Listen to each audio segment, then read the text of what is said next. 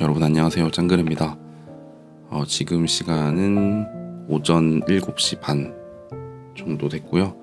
제가 출근하기 전에 잠시 영상 찍어보려고 켰어요.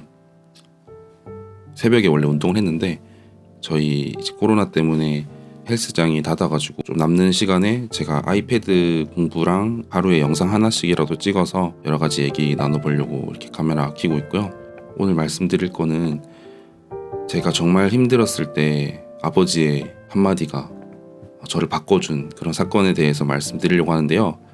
제가 정말 힘들 때 더 힘든 상황을 만들어 주셔가지고 어떤 상황이었냐면 제가 2018년 중반 정도였던 것 같아요. 마지막으로 취준할 때 평소에는 생각도 못했던 그런 금융공기업 쪽에 지원을 하게 되고 최종 면접까지 가게 된 거예요. 이미 그때 시기가 제가 취업 준비한 지 1년이 지났고 아버지 부모님 입장에서는 좋은 학교 서울로 보내가지고 공부시켰는데 이제 취업에서 번번이 안 되니까 많이 답답하셨을 거예요. 그래서 그 금융공기업에서 이제 최종 탈락을 했어요. 사실 준비도 되게 잘했고 여러모로 좀 아쉬움이 많이 남았던 면접인데 1.5배수였거든요. 1.5배수에서 떨어질 거라고는 솔직히 생각을 못 했던 것 같아요. 그때 이제 그 기업이 되게 전형이 빨리 진행돼서 최종 면접 발표가 날 때쯤에 이제 다른 기업들은 이제 시험을 치르는 그런 상황이었어요. 근데 굉장히 제가 오판을 한 게 거의 합격이다.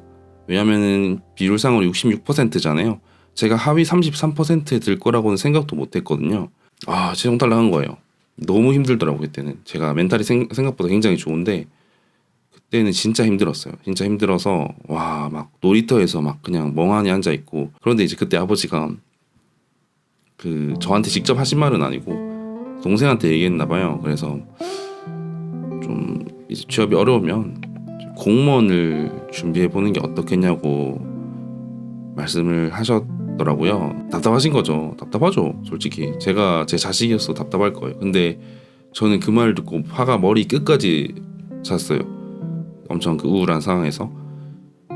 왜냐하면은 뭐 아버지에 대한 그런 아쉬움이 처음엔 좀 있었는데 이제 그게 바로 다음 시기에는 저에 대한 그런 분노로 다시 차오르더라고요. 네가 이런 말 들을 때까지 뭐 했냐? 이런 말 들을 정도로 똑바로 안 살아서 취업을 못하는 거 아니냐? 이 정도의 사람이 취업 못한다는 거는 진짜 노력을 안 한 거다.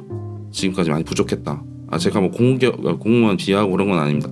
공무원 되게 아버지가 공무원이에요. 그래가지고 이제 그런 말씀을 하신 건데 너무 자존심이 좀 스크래치가 가는 거예요. 그래서 그 다음 날이었던 것 같아요. 토요일에 시험이 있었어요. 근데 그때 상황이 어땠냐면 제가 회사 이름을 틀려서 서류 탈락할 정도로 상황이 안 좋았어요. 그러니까 플랜 BC가 많이 부족했거든요. 왜냐면 여기 합격할 줄 알았으니까. 여기에 면접에 모든 걸 바치고 이제 시험 공부는 거의 한 달째 손을 놨던 상황이에요. 지금 통합전공 준비해 보신 분은 알겠지만 한 달 동안 공부를 쉰다는 게 얼마나 치명타인지는 아실 거예요. 그런 상황에서 목요일 금요일이 남은 거야. 토요일 시험인데 이틀 남은 거죠. 그래서 보통 같았으면은 그냥 될 대로 되라고 쳤을 것 같아요. 근데 그렇게 됐다면 제가 여기를 못 왔겠죠. 48시간이 남았는데 그때 제가 뭐 경제학, 회계학, 경영을 공부해야 된다면 경제학은 괜찮다. 그냥 가서 시험 치면서 공부하자 이런 느낌으로 갔고 경영학도 마지막 날에 준비하자라고 생각을 했고 회계학이 좀 문제였어요. 회계학을 제가 손 놓은 지 꽤 3개월인가 돼가지고 그때 제가 예전에 말씀드린 점핑 플러스라는 책을 빌려서 그걸 이틀 동안에 다 보자라는 생각으로 했는데 토할 것 같더라고요.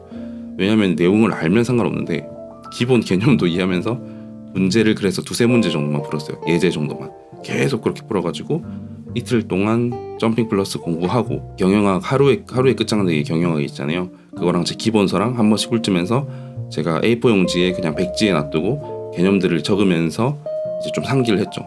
사실상 좀 미친 짓이었고 그런데 이제 시험장에 가서 보니까 한 1,800명 정도가 지원했었거든요. 저희 사무직군에 합격할 수 있는 인원은 36명 정도였는데 무난하게 합격한 것 같아요. 그만큼의 그 분노로 차올랐을 때 제 감정 상태 그게 저를 그 이틀 동안 집중하게 만들어줬고 계속 이어져서 사실 그 기업에 합격을 한 거예요 지금.